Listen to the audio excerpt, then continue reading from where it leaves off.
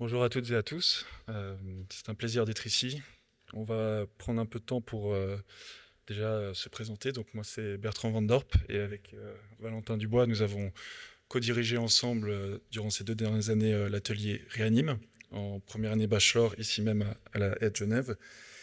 Et aujourd'hui on va prendre le temps de présenter notre studio ou l'atelier Réanime, en tout cas cette thématique, de manière un peu plus narrative et on espère que vous pourrez avoir du plaisir à découvrir le texte. Réanime. Local. Nous sommes là, dispersés dans la ville, nichés dans vos quartiers, au coin de vos rues, parfois même cachés dans vos cours.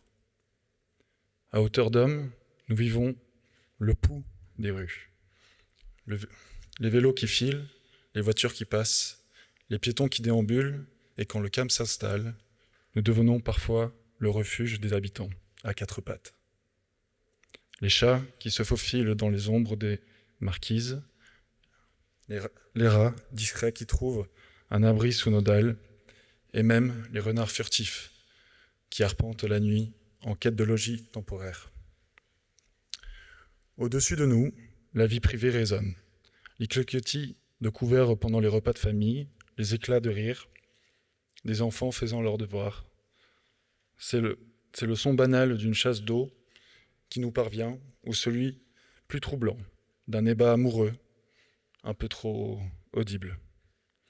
Chaque bruit devient une partie de l'histoire qui se joue au-dessus de nos têtes entre le privé et le public.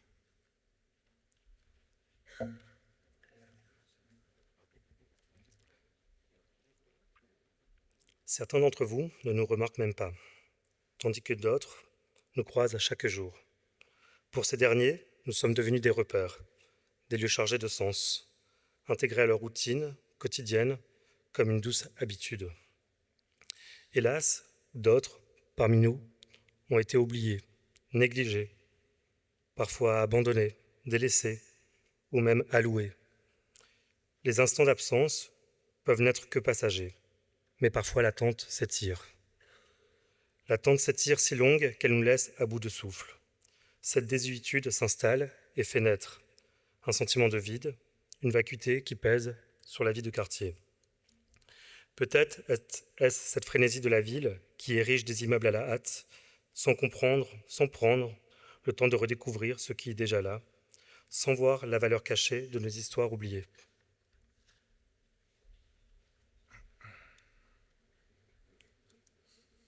Oublié.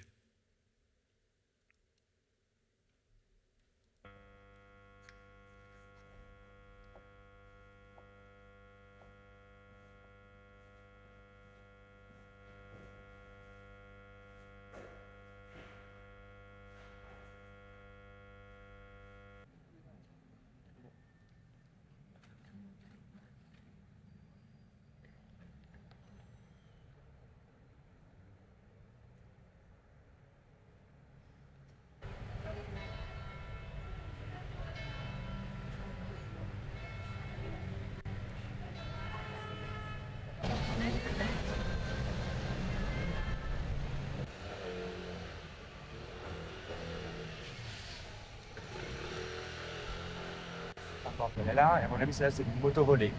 Il n'y a pas de blague, il n'y a rien. Les pneus sont grave morts, la bulle, enfin, il y a...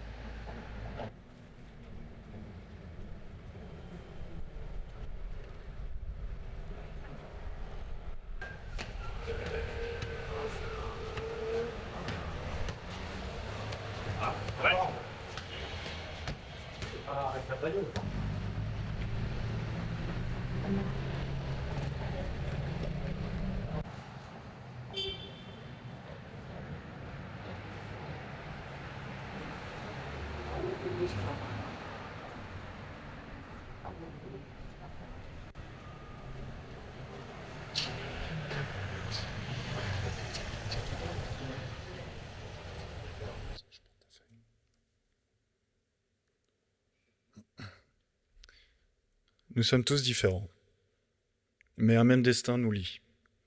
Derrière nos larges portes coulissantes et nos vitrages généreux, nous aspirons. Nous aspirons à effacer la frontière entre l'intérieur et la rue, à inviter le dehors à entrer et à offrir aux passants un aperçu de ce que nous pourrions devenir. Réanimer, récupérer, réintroduire, restituer, réhabiter, recycler, repenser, penser, soigner.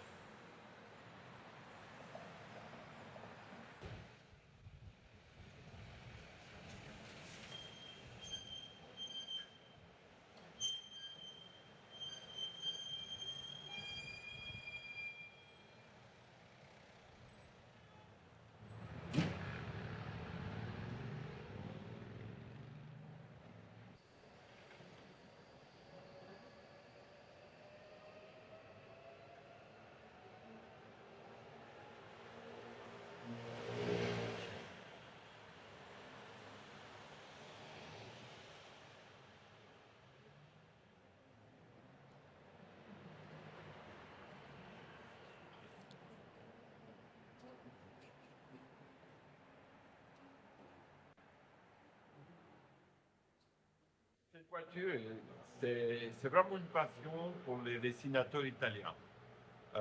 Comme vous savez, c'est un modèle qui s'appelle Bertone X9, c'est un modèle de Fiat. Le châssis, c'est simplement un châssis 128, c'était la voiture de l'époque. Et Bertone, il avait fait une petite cabriolet 2 places qui était très maniable. C'est un petit karting, ça donne des sensations de rouler sur une super voiture.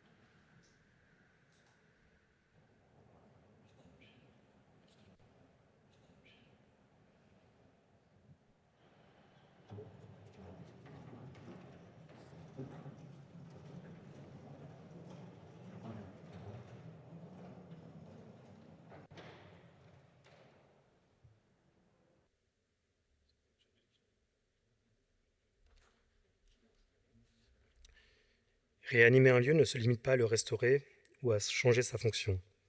C'est une entreprise plus délicate, presque intime. Il s'agit de nous réhabiliter, de raviver notre âme, de retrouver notre rôle dans la ville.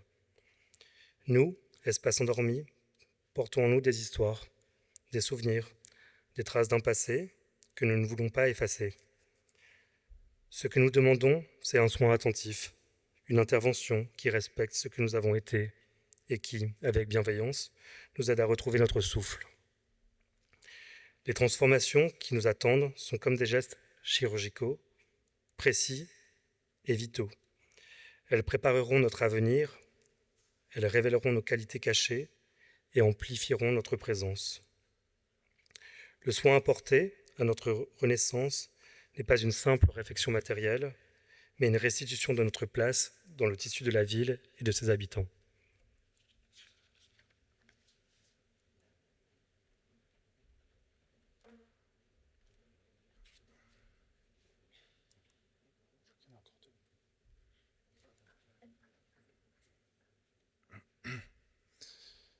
Réutilisable. Au lieu de nous démolir et de reconstruire à partir de zéro, il serait préférable d'utiliser ce que nous avons à offrir. Un bon nettoyage vous permettra de constater par vous-même la beauté de notre structure, de nos structures de base, parfois un peu anciennes, mais toujours solides et utilisables. Nous portons en nous les histoires ou des histoires et des anecdotes de l'époque, et quand nous étions encore jeunes. Et nous gardions des façons de faire, et où nous fassions même parfois partie de l'histoire de la ville. Si vous pouvez recycler les qualités de nos structures, nous maintiendrons le lien avec le passé. Cette étape est essentielle pour révéler nos ossatures, pour découvrir les éléments cachés sous nos marques de modifications successives. C'est un moment de découverte où chacun de nos détails peut rencontrer un fragment de l'histoire et orienter notre vie future. Le nettoyage n'est pas seulement physique, il est aussi symbolique, marquant de plus une nouvelle phase de notre vie. Chacun de nos murs, de nos poutres, de nos ouvertures sont examinés avec soin afin de mieux nous comprendre. Cette phase de rencontre est cruciale pour élaborer un dialogue cohérent et respectueux entre nous et vous, nos futurs occupants.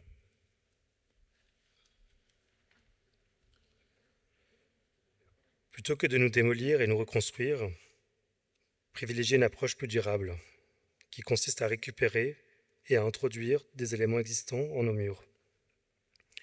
Le processus de notre réanimation implique une dimension de recyclage et de réutilisation des ressources de l'existant. Cette méthode non seulement préservera les ressources, mais contribuera également à maintenir notre lien avec le passé. En recyclant et réintroduisant nos éléments structurels, matériaux et objets, une continuité tangible entre l'ancien et le nouveau sera visible, renforçant notre identité. Un autre aspect assez essentiel est l'engagement communautaire. Notre réanimation ne peut se faire en vase clos. Elle nécessite la participation des propriétaires, des régies, des habitants et des utilisateurs. Ces interactions enrichissent le projet en apportant des perspectives variées qui déterminent notre futur.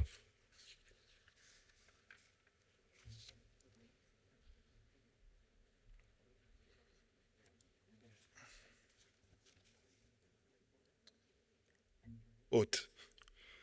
Nous, les espaces oubliés, respirons parce que nous sommes habités. Nous vivons à travers les activités qui nous animent, les vies qui nous traversent.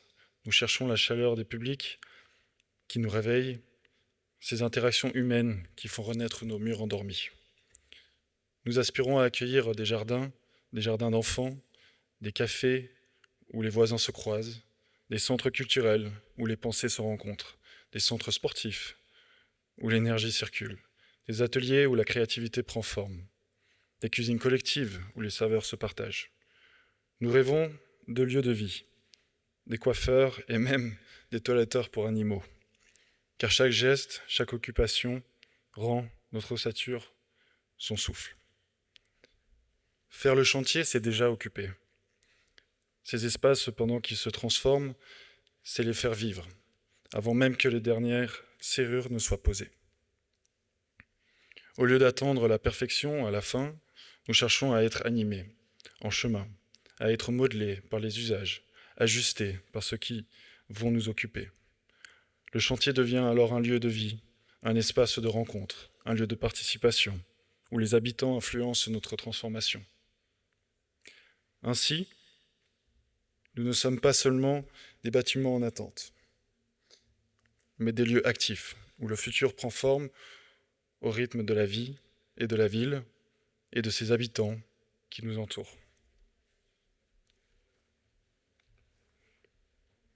Car en effet, c'est cela qui nous définit. Nous ne sommes pas que des structures, nous sommes vivants, en constante évolution, toujours en train d'être habités, façonnés par ce qui passe. Notre vocation n'est pas de rester inerte, mais de servir la rue, le quartier, la ville, d'interagir avec les vies qui nous entourent et de participer à la vie collective. Nous, espaces en devenir, sommes bien plus que de simples lieux à restaurer ou à occuper. Nous sommes des terrains fertiles, ouverts à ceux qui souhaitent réfléchir, partager et transformer. Nous invitons le public à franchir nos seuils pour prendre part à ce processus de renaissance. Nos portes grandes ouvertes accueillent des ateliers où l'on imagine, des conférences où l'on débat et des expositions où se révèlent les traces de notre histoire et les promesses de nos futurs. Ces événements ne sont pas de simples ponctuations, mais des moments essentiels où la pensée s'incarne, où les idées se matérialisent en dialogue direct avec les lieux.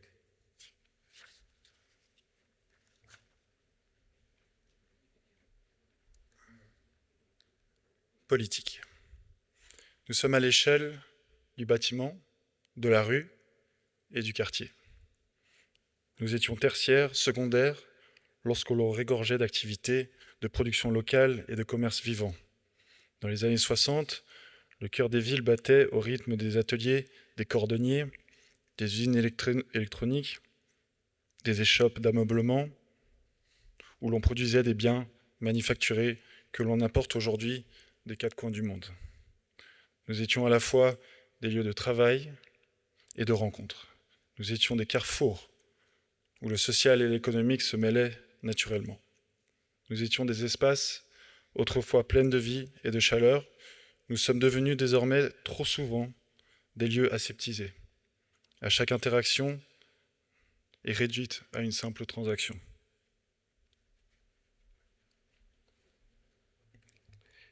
Et c'est cette transformation silencieuse qui érode le lien social en ville. Ce qui était un lieu de vie est devenu une zone fonctionnelle, où l'on ne se parle plus, où l'on ne se voit plus. La connectivité digitale a remplacé la conversation de comptoir, le contact humain est devenu superflu. Dans cette nouvelle urbanité, l'individualisme règne et le voisinage, autrefois source de solidarité, se dissout peu à peu dans l'anonymat des plateformes des dark kitchens. Il est temps de repenser la ville, de sortir des anciens systèmes de zonage qui ont séparé nos espaces de vie et ceux de production. Il faut forger de nouveaux voisinages où le quotidien et la production se rencontrent à nouveau, où le social et l'économie se réconcilient pour donner et redonner vie à nos rues, pour nous réenchanter, nous qui ne demandons qu'à être réinvestis, non plus comme de simples cuisines, mais comme des lieux de vie, de rencontres, d'échanges et de création. Parce qu'une ville sans lien humain n'est plus qu'un décor, un lieu de passage où l'on ne fait que traverser, sans jamais vraiment s'arrêter.